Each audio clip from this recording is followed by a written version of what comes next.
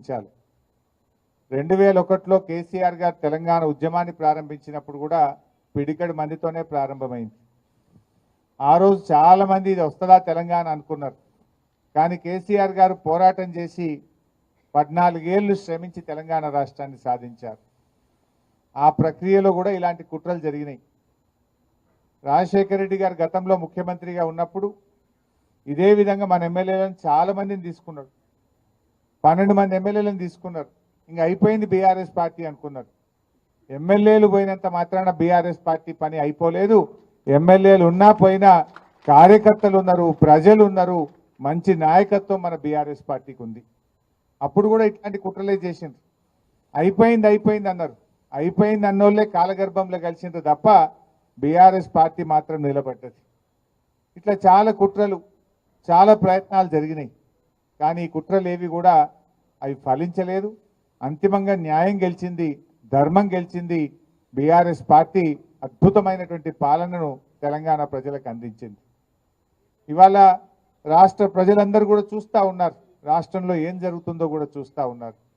ప్రజలందరూ కూడా ఇలా కేసీఆర్ గారి పాలనను ఇప్పటి ప్రభుత్వ పాలనను కంపేర్ చేసుకుంటున్నారు. నాడెట్లుండే నేడెట్లున్నది అనేది ఇలా ప్రజల వాళ్ళ ఆలోచనలో కనబడతా ఉంది మనకు. బట్ ఏదైనా ఇలా ఆలోచించండి. మైపాల్ రెడ్డి గారికి పార్టీ ఏం తక్కువ చేసింది? ఆయనను 3 సార్లు ఎమ్మెల్యేగా చేసి ఇవాళ ఆయనను గెలిపించింది మీరందరూ కూడా. బీఆర్ఎస్ కుటుంబం గెలిపించింది ఆయనను. మీరందరూ ఎంత కష్టపడ్డారు? మీరందరూ కూడా ఎంతో కష్టపడితేనే ఇలా మైపాల్ రెడ్డి గారు గెలిచిండు. కానీ ఇలా కష్టాలు వస్తాయి. ఒక పార్టీ ప్రతిపక్షంలో ఉంటుంది. 10 ఏళ్ళు మనం ప్రభుత్వంలో ఉన్నాం కదా. 10 ఏళ్ళు ప్రభుత్వంలో ఉన్నప్పుడు మరి ఎన్నో కార్యక్రమాలు చేసినాం. నిజానికి పటాన్ చెరువుకు ఏది చేయలేదో చెప్పండి. ఏది అడిగితే అది పటాన్ చెరువుకు అడగడమే తడువుగా జీవోలు తెచ్చిచ్చినాం. పటాన్ చెరువుకు కొత్త మండలాలు కానీ, మన మున్సిపాలిటీలు కానీ, త్రాగునీరు కానీ, రహదారులు కానీ, అండర్ గ్రౌండ్ డ్రైనేజ్ కానీ, మార్కెట్లు కానీ, స్టేడియంలు కానీ, కాలేజీలు కానీ ఎన్నో రకాలుగా పటాన్ చెరువుకు నిధుల వరద ఒక ప్రవాహంలాగా అందించాం. బట్ అయినా ఎమ్మెల్యే గారు ఎందుకు పోయినా నాకైతే అర్థమైతలేదు. నేను ఇవాళ మీకు చెప్పేది ఒకటే, గూడెం పోయినా గుండె ధైర్యాన్ని మీరు కోల్పోకండి. మేమున్నాం మీకు. గూడెం పోయినంత మాత్రాన్ని ఎవరు గుండె ధైర్యం కోల్పోవాల్సిన అవసరం లేదు. బీఆర్ఎస్ పార్టీ మీకు అండగా మేమందరం కూడా మిమ్మల్ని కాపాడుకుంటాం. ఎవరైతే ఎమ్మెల్యేలు ఇలా పార్టీ మారినరో వాళ్ళు మాజీలు అయ్యేదాకా నిద్రపోయేది లేదు, వాళ్ళని వదిలిపెట్టేది లేదు. ఇలా ఖచ్చితంగా వాళ్ళు ఏదో రోజు మాజీ కావాల్సిందే, వాళ్ళని మాజీ చేసేది ఖాయం. ఆయనకు మనసు ఎట్లొచ్చింది మైపాల్ రెడ్డికి? అరే నేను 3 సార్లు ఎమ్మెల్యేగా టికెట్ ఇచ్చి నిన్ను గెలిపించి ఇంత గౌరవిస్తే పార్టీ మారడానికి మైపాల్ రెడ్డికి మనసు ఎట్లొచ్చిందని నేను అడుగుతా ఉన్నా. ఇది న్యాయమా అని నేను అడుగుతా ఉన్నా. ఇది నీకు తగునా అని నేను అడుగుతా ఉన్నా. ఒక తల్లిలాగా పార్టీ నిన్ను దగ్గర తీసుకున్నది. ఆనాడు వైసీపీలో నీకు అవకాశం రాక ఇబ్బంది పడితే గుండెకు హత్తుకొని నిన్ను టికెట్ ఇచ్చి గల్లీ గల్లీ తిరిగి ఇవాళ గెలిపించుకొని కాపాడుకున్నది బీఆర్ఎస్ పార్టీ. నీకు ఎట్లా మనసు వచ్చిందని నేను అడుగుతా ఉన్నా.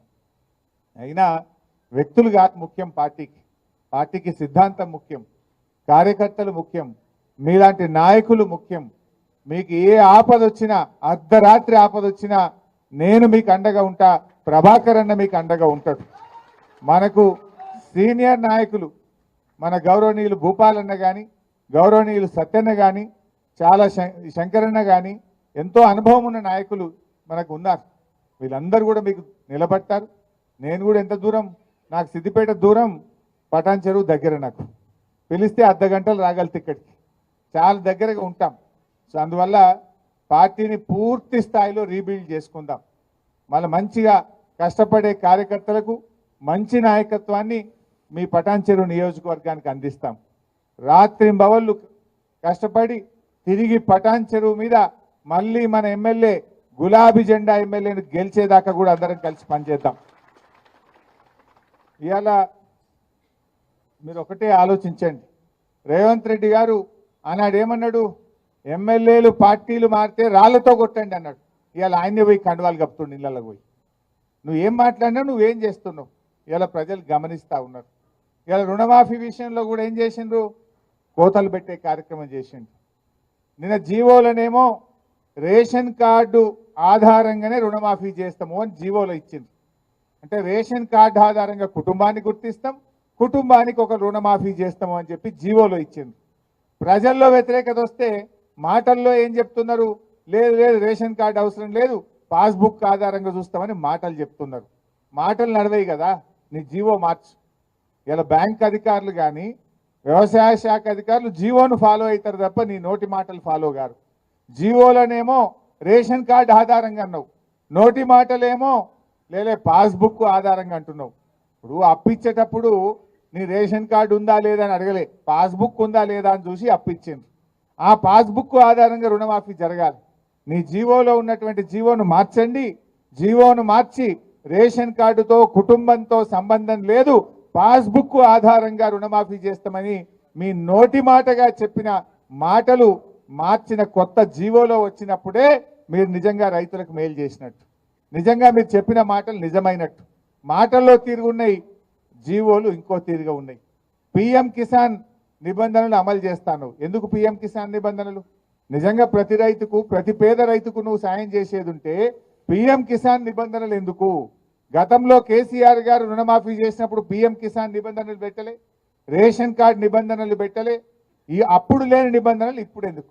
అంటే నువ్వు మాటలు ఎక్కువ చెప్పినావు, ఇవాళ కోతలు పెట్టే కార్యక్రమం చేస్తున్నావు. ఇవాళ రైతులకు మోసం చేస్తూ ఉన్నారు. ఆ రోజు ఏం చెప్పిండ్రు? వడ్లకు బోనస్ అన్నాడు. కాగితం జీవో వచ్చే వరకు సన్నాలకే బోనస్ అంటుండు. అంటే రూపాయిలో 10 పైసలే సన్నాలు ఉంటాయి, 90 పైసలు దొడ్డు రకం వడ్లే ఉంటాయి. అంటే 90% రైతులకు నువ్వు బోనస్ ఎగ్గొట్టినావు. ఇవాళ రుణమాఫీలో కూడా పిఎం కిసాన్ నిబంధనలు పెట్టి, రేషన్ కార్డు నిబంధనలు పెట్టి సగం మంది రైతులను ఎగ్గొట్టేటువంటి ప్రయత్నం చేస్తూ ఉన్నావు. ఇవాళ ప్రజలకు కూడా అర్థమవుతుంది, వీళ్ళు అన్ని అబద్ధాలు చెప్పిండ్రు, మాయ మాటలు చెప్పిండ్రు, మోసపూరిత మాటలు చెప్పిండ్రు అనే విషయాన్ని ప్రజలు కూడా గమనిస్తూ ఉన్నారు. వాళ్ళ ఆచరణలో పూర్తిగా ఫెయిల్ అయిపోతూ ఉన్నారు. తప్పకుండా భవిష్యత్తు మనదే ఉంటుంది. 600 అయినా రాబోయే రోజుల్లో మళ్ళీ ఈ రాష్ట్రంలో అధికారంలోకి వచ్చేది ఖచ్చితంగా బీఆర్ఎస్ ప్రభుత్వమే అధికారంలోకి వస్తుంది. ఇవాళ ఏ కార్యకర్తలు అయితే కష్టపడుతున్నారో, ఏ కార్యకర్తలు అయితే నిజాయితీగా పార్టీతో ఉన్నారో మీ అందరినీ కంటికి రెప్పలాగా కాపాడుకుంటాం. మీ అందరికీ మంచి గౌరవం దొరికే విధంగా నేను బాధ్యత తీసుకుంటా ఈ పటాన్చెరు నియోజకవర్గంలో మనవి చేస్తా ఉన్నా. మీరు ధైర్యంగా ఉండండి. రేపు స్థానిక సంస్థల ఎన్నికలు వచ్చినా, రేపు కౌన్సిలర్లు కానీ, సర్పంచులు కానీ, ఎంపీటీసీలు కానీ, కార్పొరేటర్లు కానీ ఏ ఎన్నిక వచ్చినా మా కార్యకర్తలకు అండగా ఉండి గెలిపించుకునే బాధ్యత నాది అని చెప్పి కూడా నేను కార్యకర్తలకు మనవి చేస్తా ఉన్నా. So be strong. ఖచ్చితంగా మీరు పార్టీతో ఉండండి. ఇవాళ మన చరిత్ర కూడా చూస్తే కాంగ్రెస్ పార్టీ ఎక్కడ కూడా 5 ఏళ్ల తర్వాత తిరిగి అధికారంలోకి రాలే. అది రాజస్థాన్ అయినా, ఛత్తీస్గఢ్ అయినా, మధ్యప్రదేశ్ అయినా, ఏ రాష్ట్రంలోనైనా వన్ టైమే మలతాపకు పోతుంది. అది రెండోసారి అధికారంలోకి రాలే ఈ దేశంలో, ఒక్కసారే వస్తుంది కాంగ్రెస్ పార్టీ. అందువల్ల ఈ టర్మ్ కాగానే మళ్ళీ వచ్చేది ఖచ్చితంగా బీఆర్ఎస్ గవర్నమెంటే. కానేబట్టే ఏడాది దగ్గర రానేబట్టే 8 నెలలు అయ్యేపాయి. కష్టపడదాం, రేపు స్థానిక సంస్థలో గెలుద్దాం. కానీ భవిష్యత్తులో కూడా ఎట్టి పరిస్థితుల్లో పార్టీగా మనం ఏమైందంటే వాస్తవానికి ఎంతసేపు డెవలప్మెంట్ మీదనే పనిచేసినాం. 10 ఏళ్ళు ప్రభుత్వంలో మంచినీళ్ళు ఎట్లా ఇవ్వాలి, కరెంట్ ఎట్లా ఇవ్వాలి, రోడ్లు ఎట్లా ఇవ్వాలి, కాలేజీలు ఎట్లా కట్టాలి, స్కూళ్ళు ఎట్లా కట్టాలి, పేదలకు 2000 ఆసరా పెన్షన్ ఎట్లా ఇవ్వాలి, కళ్యాణ లక్ష్మి ఎట్లా ఇవ్వాలి, కేసీఆర్ కిట్ ఎట్లా ఇవ్వాలి, దవాఖాన్లు ఎట్లా కట్టాలి, చైర్మన్ అమ్మకు కూర్చి దవాఖాన్లు ఎట్లా కట్టాలని మనం ఆలోచన చేసినాం. కానీ కొన్ని చిన్న పొరపాట్లు జరిగినాయి. ఇంకా కొద్దిగా కార్యకర్తల గురించి ఆలోచించేది ఉండే, కార్యకర్తల సంక్షేమం గురించి పార్టీ దృష్టి పెట్టేది ఉండే. తప్పకుండా రాబోయే రోజుల్లో కార్యకర్తల సంక్షేమం మీద, నాయకత్వం మీద ప్రత్యేకమైన దృష్టి పెడతాం. ఈ కష్టమైన క్లిష్టమైన సమయంలో పార్టీకి అండగా నిలబడ్డ కార్యకర్తల్ని తప్పకుండా మిమ్మల్ని పువ్వుల్లో పెట్టి కాపాడుకుంటాం. రేపు ఏ అవకాశాలు వచ్చినా మీకే అందిస్తాం. మీ ద్వారానే రేపు పార్టీ ప్రభుత్వం కూడా రాబోయే రోజుల్లో నడుస్తుంది. ఇవాళ ఇది కొద్ది సమయం మాత్రమే. మనము కొద్ది రోజులైతే కాంగ్రెస్ వాళ్ళు ఊర్లలో తిరగని పరిస్థితి వస్తుంది. తులం బంగారం ఇవ్వకపోతే అక్కజెల్లలు ఇడిచిపెట్టారా? మహిళలకు 2500 ఇవ్వకపోతే అక్కజెల్లలు ఇడిచిపెట్టారా? ఎన్ని చెప్పారు మీరు? ఏడైనాయి? ఇలా 6 గ్యారంటీల్లో ఒక్కటన్నా అయిందా? 6 గ్యారంటీల్లో ఎన్ని చెప్పిండ్రు? 4000 పింఛన్ అవ్వాతాతలకు ఇస్తామన్నారు, వచ్చిందా? రాలే. 2500 మహిళలకు వచ్చిందా? రాలే. అదేవిధంగా రైతు భరోసా 7500 ఇస్తామన్నారు, వచ్చిందా? రాలే. పేదలకు 5 లక్షలు ఇచ్చి ఇండ్లు ఇస్తాం ప్రతి ఒక్కరికన్నారు, వచ్చిందా? ఒక్కరికన్నా ఇండ్లు రాలే. విద్యార్థులకు 5 లక్షల భరోసా కార్డు అన్నారు, వచ్చిందా? ఆడపిల్లలకు స్కూటీలు అన్నారు, వచ్చిందా? తులం బంగారం వచ్చిందా? ఏది రాలే. రేపు ఎన్ని రోజులు నడుపుతారు? మా అంటే 6 నెలలు, ఏడాది గడుపుతారు. ఏడాది తర్వాత జనం విడిచిపెడతారా? ఏ ముఖం పెట్టుకుని ప్రజలకు వస్తారు? మీరు ఇచ్చిన హామీ ఒక్కటన్నా సరిగ్గా అమలు చేసిండ్రా? ఏ ఒక్కటి జరిగింది? బస్సు తప్ప అంత తుస్సే, అంత తుస్సే. ఆ బస్సులు అన్ని లొలులే. అది తప్ప మీరు చేసింది ఏంటని నేను అడుగుతా ఉన్నా. ఇలా ప్రజలు గమనిస్తూ ఉన్నారు. ఆ కళ్యాణ లక్ష్మి చెక్కులు కూడా 7 నెలలు రాక, గ్రామ పంచాయతీలో పనిచేసే పారిశుద్ధ్య కార్మికులకు 8 నెలలు జీతాలు రాక పరిశాన్ అవుతున్నారు వాళ్ళంతా. 7 నెలల నుంచి కళ్యాణ లక్ష్మి చెక్కులు, ఈ గవర్నమెంట్ వచ్చినప్పటి నుంచి చెక్కులు రాని పరిస్థితి, ఇలా ఆగిపోయినటువంటి పరిస్థితి కనబడుతుంది. స్కూళ్ళల్లో మధ్యాహ్న భోజన కార్మికులకు 8 నెలలకెళ్ళి బిల్లులు రానటువంటి పరిస్థితి ఉంది. పరిపాలన అంతా స్తంభించిపోయింది, అస్తవ్యస్తంగా ఉన్నటువంటి పరిస్థితి ఉంది. ప్రజలు ఒక్కొక్కటిగా గమనిస్తూ ఉన్నారు. ఏడాది 2 ఏళ్ల వరకు పాలేందో నీళ్ళేందో తేలుతుంది. సో అప్పుడు డెఫినెట్గా ప్రజలు మళ్ళీ చూసేది అవి స్థానిక సంస్థల ఎన్నికలైనా, భవిష్యత్తులో అసెంబ్లీ ఎన్నికలైనా తప్పక మళ్ళీ టీఆర్ఎస్ పార్టీకి ప్రజలు బ్రహ్మరథం కడతారు. ఈ 6-7 నెలలు ఏడాది మనం కొంచెం గట్టిగా పనిచేసుకుంటే తప్పకుండా రాబోయే రోజుల్లో భవిష్యత్తు మనకే ఉంటుంది. అందువల్ల ఈ పటాన్ చెరువు నాయకులకు, కార్యకర్తలకు నేను మీకు ఇచ్చే ధైర్యం ఒక్కటే, ఎమ్మెల్యే గారు పోయినంత మాత్రాన పార్టీ బోదు, భవిష్యత్తు మీదే. మళ్ళీ పటాన్ చెరువు మీద ఎగిరే జెండా గులాబీ జెండనే. మంచి నాయకత్వం ఉంది, మంచి కార్యకర్తలు ఉన్నారు ఇవాళ. ఎందుకంటే ఆనాటి కాంగ్రెస్ పాలనలో ఇదే పటాన్ చెరువులో పరిశ్రమలకు వారానికి 2 రోజులు పవర్ హాలిడే. కేసీఆర్ వచ్చినాకనే పవర్ హాలిడే పోయింది. 24 గంటల కరెంటు పరిశ్రమలకు ఇచ్చినాం, రైతులకు ఇచ్చినాం, గృహ అవసరాలకు ఇచ్చినాం. ఇవాళ ఏం జరుగుతుందో కూడా ప్రజలు గమనిస్తూ ఉన్నారు. సో అన్ని విషయాలు కూడా ప్రజలు చూస్తారు. ఒక కొద్దిగా టైం, ఓ ఏడాది 2 ఏళ్ళు అయితే పాలేందో నీళ్ళేందో తెలుస్తుంది. ప్రజలకు మంచి చెడు ప్రజలే గుర్తిస్తారు. మన మంచితనాన్ని, మన పనితనాన్ని ప్రజలు తప్పకుండా గుర్తిస్తారు. మనం ప్రజల్లో వెళ్దాం, ప్రజల పక్షాన ఉందాం, ప్రతిపక్షంగా ఈ ప్రభుత్వాన్ని నిలదీద్దాం, ప్రతిపక్షంగా ఈ ప్రభుత్వం చేసే తప్పుల మీద పోరాడదాం. రేపు రాబోయే అసెంబ్లీ సమావేశాల్లో కూడా బ్రహ్మాండంగా గట్టిగా మేము పోరాటం చేస్తాం. ఎమ్మెల్యేలు ఎవరైతే పార్టీ మారినరో దీని మీద సుప్రీంకోర్టుకు కూడా పోతున్నాం. త్వరలోనే సుప్రీంకోర్టుకి వెళ్ళి ఆర్డర్ తెస్తాం. మళ్ళీ ఈ రాష్ట్రంలో బై ఎలక్షన్లు వస్తాయి. తప్పకుండా పార్టీ మారిన నియోజకవర్గాల్లో ఉప ఎన్నిక వస్తుంది. దానికి మనం అందరం కూడా తయారు కావాల్సిందే. 1 నెల అటో ఇటో ఉప ఎన్నిక తప్పదు. పార్టీ మారిన చోట సుప్రీంకోర్టులో రాజ్యాంగ ధర్మాసనం యొక్క తీర్పు ఉన్నది. 3 నెలల్లోగా స్పీకర్ నిర్ణయం తీసుకోవాలని. ఇప్పటికే మనం హైకోర్టులో కేసు వేసినాం. త్వరలోనే సుప్రీంకోర్టుకు పోతా ఉన్నాం. సుప్రీంకోర్టు నుంచి ఆర్డర్ తెస్తాం. వీళ్ళందరినీ డిస్క్వాలిఫై చేపించి ఈ రాష్ట్రంలో పార్టీ మారిన నియోజకవర్గాల్లో ఉప ఎన్నికలు తథ్యం.